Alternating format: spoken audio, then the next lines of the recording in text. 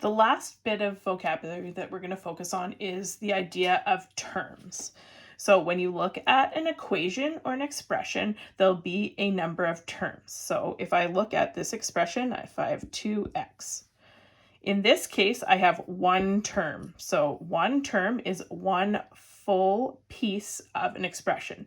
So in this case, these are together, so that's one term. This would be a one-term expression. If I had 3n plus 5, I would look at the following things. I would look at this. So this would be one term. Okay, what's attached to my variable? And then I'd see that I have a constant here, and that would be considered another term. So 1, 2. This is a two-term expression. Okay, now we can continue to make them bigger. And so we're always looking for the following thing. This time I'll give you an equation. So I would have 5y subtract 6 equals 13. Okay, so this is an equation. We can still count terms in here. So in order to count terms, this is what we're looking for. Terms are separated by addition and subtraction signs, as well as the equal sign. So we're looking for addition, subtraction, or equals to help us figure out our term. So let's start from the left. I see this, so I know this is one term because now I got stopped at a subtraction sign. So this is one term. My next term is here. I must include the sign. So subtract 6, that's term 2. And then, I'm stopped again by an equal sign, and this is term 3. So this has 3 terms. 1, 2, 3.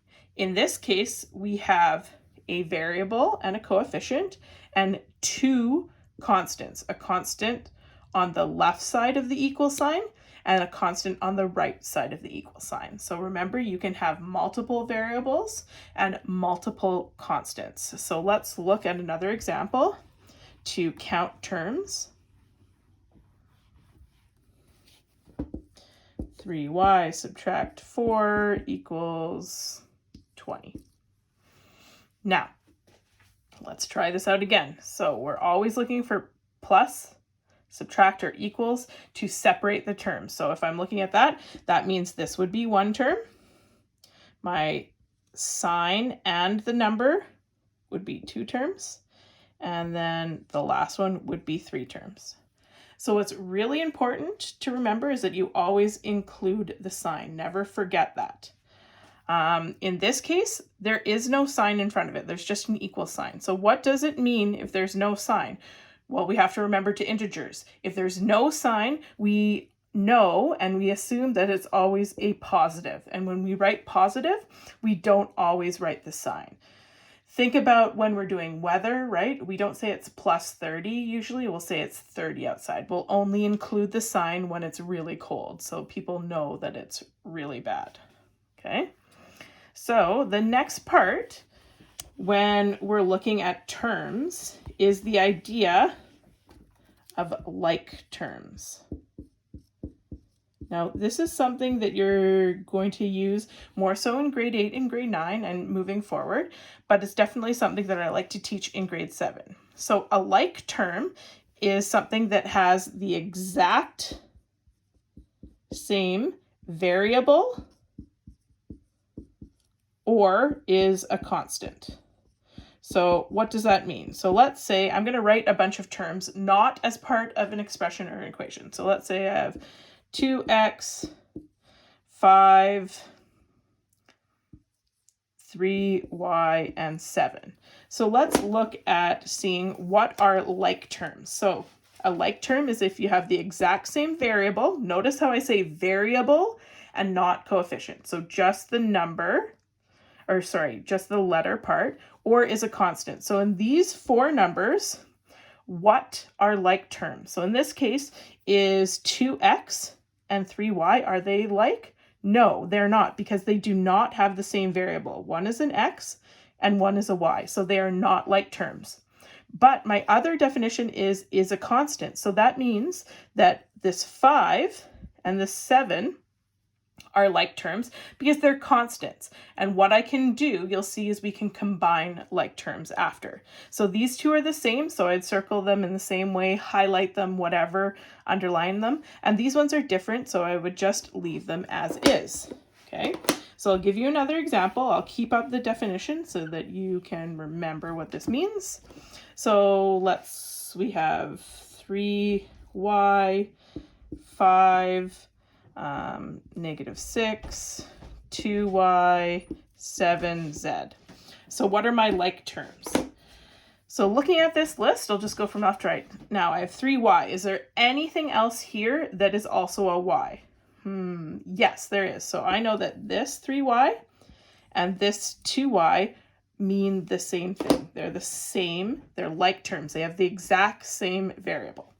Now, I see that I have a constant here, so just a 5, there's no variable attached. Oh, and this is just a -6, so that means these two are the same. Okay, so like terms is also if it's just a constant. And then the last part, 7z, is there anything else that's the same as that? No, so that would just stay as is. So now you're thinking, why do we need to know this? Well, you can actually combine like terms, and that's going to be the next part. So when we're combining like terms, so combining, it's like simplifying. So we do simplifying of fractions, of other things, just to make it easier. So let's say I had 4d subtract 2d. Okay, so this is a mathematical expression. Now I can use this as is, see it as is, or I can simplify it, make it look a little bit easier. Rather than having two things or two terms, right? I can make it into one term, and I can do it as follows. So if we recall back to what this number means, the coefficient means how many d's there are. So that is in this case, there are 4 d's. 1, 2, 3, 4. Okay. In this one, there are 2 d's, so 2 d's, but it's saying that I'm taking my 4 d's and subtracting 2 d's. So that means I can take these 2 away. How many are left? That would be like equals 2d. So what I can do when I'm combining like terms, all I need to do is perform the operation on the coefficient and keep the variable. So in this case, I would perform 4 minus 2, and then I'd keep the variable. So let's try some other ones. So let's say I have 3x plus x plus 7x. Now what I do is when I combine them, they all have the same variable, so I can combine them. So I know that my end result will have an x. Now, how many are there?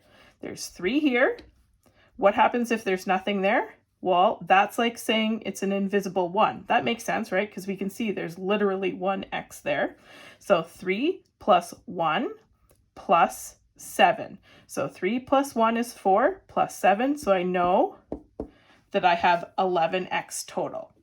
So just to go back to this is really important. We need to remember that when there's no coefficient here, that this is always an invisible 1, because that's how many x's there are. We just don't write that down. So let's do a couple others. So now, sometimes when we're combining like terms, you may have other terms in an expression. So let's say I have 3y subtract 5 plus 9y plus 4. So in this case, I can combine like terms. So my first step, what I always like to do, I find it easier to see, is using different colors or different shapes. In this case, I'll use a different color. I'm going to circle my like terms. So my 3y and my positive 9y, remember that I'm always using the sign in front. Remember that terms are separated by adding or subtracting. And now I have 2 constants, so I can do this. If I want to use another shape, I added those in here. So now what I have to do is I combine these to make them easier. So when I'm working with the variables, I know that I will keep my variable, so my y, and then how many y's do I have? I just look at the coefficient and perform the operation. So 3 plus 9, which would be 12 y's total. And then I would combine the two constants. So I have negative 5 plus 4. Okay, so if you remember back to integers, negative 5, I add 4 to that. That means that I have subtract 1. Now, how do I set up this? So in this case, I just followed the order, but we always want to do is we always want to make sure that we have the variables first and the constants second. That's the standard way that we use in math. So I'll do a couple more just to make sure that we can combine these terms. So we have 3a plus 2b minus c plus 7a minus 5b. Okay, so first thing we're going to do is we're going to identify the like terms. So I have an a right here. Do I have any more a's? Yes, I have an a right here. Remember that they're separated by the signs, the adding and subtraction signs, and they need to be included. Okay, so my next one, I have a plus 2b. Do I have any more b's? Okay, minus 5b. Now I see that I have a c. So I'm going to circle a c. Do I have any more c's? No. Okay, so now I can combine them. So let's look just at the a's. So I know I'm going to end up with an a. And I'm going to take just the coefficients, 3 plus 7. So 3 plus 7 is 10. So that's how many a's I have. If you want to write them out like a, and then write 7 a's, 1, 2, 3, 4, 5, 6, 7, and count them that way, that's another strategy to use. So I have 10a. Now let's look at my b's. I have positive 2b and then negative 5b. So I know that I'm going to have a b here, and now I have to do the math part. Positive 2 subtract 5. So that means I'd go left down the number line and I would be left with negative 3 b's. And then the last part, do I need to combine any like terms here? No, so I just write it as is. And this would be my simplified statement.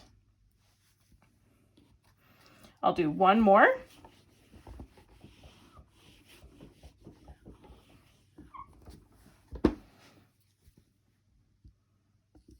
Two x subtract 4 subtract 3y plus 9 subtract x. So again, first step, always identify the like terms. So I see that I have an x here. Do I have any more x's? Yes, I have an x right here. Remember, they're separated by the signs, but the signs have to be included. Now I look for constants. I see I have a constant here. So negative 4. Do I have any more constants? Yep, I have one right here. And then do I have any? I have this is a y. Do I have any other y's? No. So let's simplify. Let's start with the x. So I have 2x subtract x. Okay. So again, that would be like saying I have 2 here, and then I'm taking 1 away. So I'd be left with an x. So in this case, like I said before, I don't write 1x. Okay, if you guys want to just to keep track, I'm totally okay with that, but standard way would be not to write the 1, so I'll keep it for now. So I have 1x, I have subtract 4 plus 9, so negative 4 plus 9, so I start on the left side and I go to the right, so I would have positive 5, and then the y's I don't have to combine, so I just write it as is, negative 3y. Now, a couple things with this final statement, which is why I did it. So in order for me to write this correctly, the standard way, what I need to do is have all the variables at the left side and the constants at the right. So I'm going to rewrite it in the proper way. The first thing I would do is get rid of the 1. That's not a standard way. I would just say x, because 1x and x mean the same thing. Then I'd write my other variable, negative 3y, and then I would add my last part, my constant, plus 5. And this would be a standard way. So I write x subtract 3y plus 5. That would be a better way to write it.